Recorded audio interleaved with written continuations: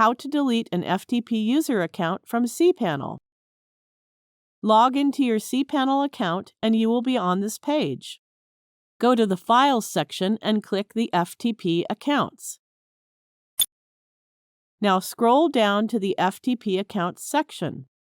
Here, locate the FTP account which you wish to delete. Then click on the Delete option given in the same row of that particular FTP account. Do not use the Delete the User's Home Directory option. Otherwise, the data inside your FTP user account will also be deleted. It will be unrecoverable until you restore it with a backup. Now, click the Delete button to confirm it. The selected FTP account has been removed from the list. Thank you for watching.